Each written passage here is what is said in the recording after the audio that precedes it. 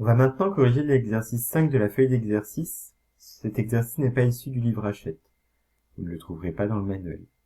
On s'intéresse à un pot de peinture qui tombe d'un balcon euh, au bord duquel il était posé. Il parcourt une distance h égale 10 mètres avant d'arriver sur la chaussée. Le système, c'est le pot de peinture et on l'étudie dans le référentiel terrestre en négligeant les frottements de l'air. On nous demande dans la question 1A de dresser le bilan des forces qui s'exercent sur le système. Ici, seulement le poids s'exerce sur le système, puisqu'on néglige l'action de l'air. Donc le poids est une force de direction verticale et orientée de sens vers le bas. Question B. On nous demande d'exprimer littéralement le travail de chacune des forces. Il n'y en a qu'une seule. Il s'agit du travail du poids. Dans les exercices précédents, on l'a déjà calculé et exprimé, ce travail du poids. Je vous remontre le cours. La formule du travail du poids, c'est mg fois l'altitude du point de départ moins l'altitude du point d'arrivée.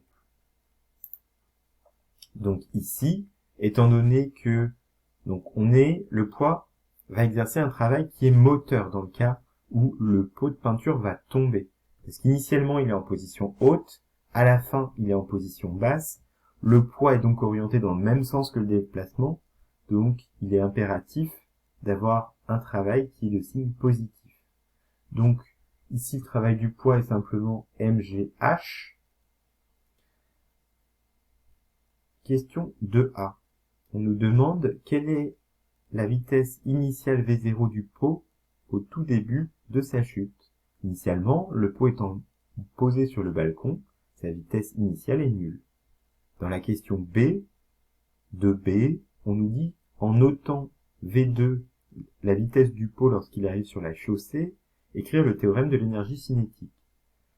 Comme on l'a déjà dit, le théorème de l'énergie cinétique indique que la variation d'énergie cinétique, donc l'énergie cinétique en position finale moins l'énergie cinétique du système en position initiale, eh bien, est égale aux travaux de toutes les forces qui s'exercent sur le système. Ici, on a dit que V0 était égal à 0 mètres par seconde. Donc, 1 demi de mv1 au carré, l'énergie cinétique au point d'arrivée, est égale directement au travail du poids. On en déduit l'expression de V1, puis sa valeur avec une application numérique pour répondre à la question 2C. Dans la question 3, donc un passant trouve le pot de peinture sur la chaussée et la relance verticalement vers le haut avec une vitesse de norme V2 dans l'espoir de le renvoyer sur le balcon. Lorsqu'il quitte la main du passant, le pot est à une hauteur h' de 2,1 mètres au-dessus de la chaussée. Question 3a. Si V2 égale 10 mètres par seconde, à quelle hauteur maximale le pot monte-t-il? Ici, le travail du poids est résistant. Donc, il va falloir qu'il soit compté négativement. C'est ce qui a été fait ici. Donc, on l'a exprimé sous la forme moins m fois g fois hm, c'est l'altitude maximale que peut atteindre le pot, moins h', l'altitude qu'a le pot lorsqu'il quitte les mains du passant. Et ça, d'après le théorème de l'énergie cinétique, on sait que c'est égal à la variation d'énergie cinétique.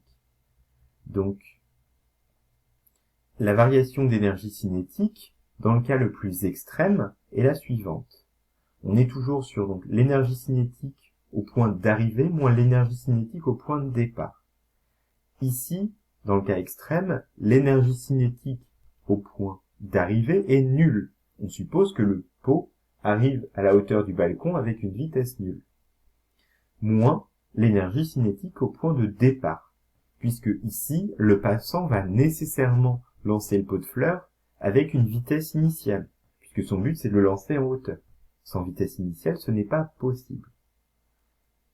Donc là, on a l'expression du théorème de l'énergie cinétique, et on peut en déduire, en effectuant une résolution mathématique, et en isolant le terme hm, sa valeur avec une application numérique. Je tiens à vous mettre en garde concernant la correction qui est affichée ici. Le travail du poids, tel qu'il est exprimé ici, est positif.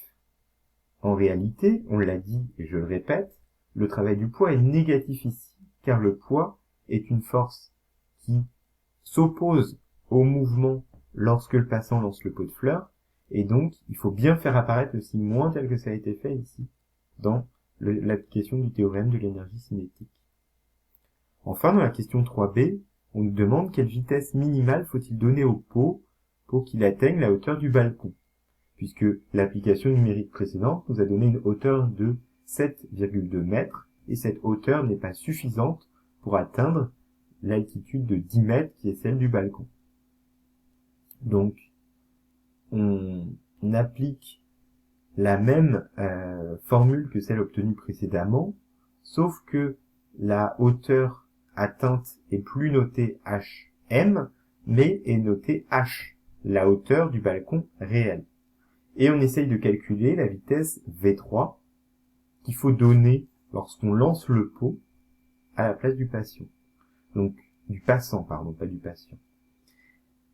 Donc, on exprime V3, on l'isole en fonction des autres grandeurs, puis on fait l'application numérique, et on trouve que V3 doit valoir 12 mètres par seconde. Donc, il faut que lancer le pot avec une vitesse minimale de 12 mètres par seconde pour qu'il atteigne la hauteur du balcon. Je vous remercie de votre attention.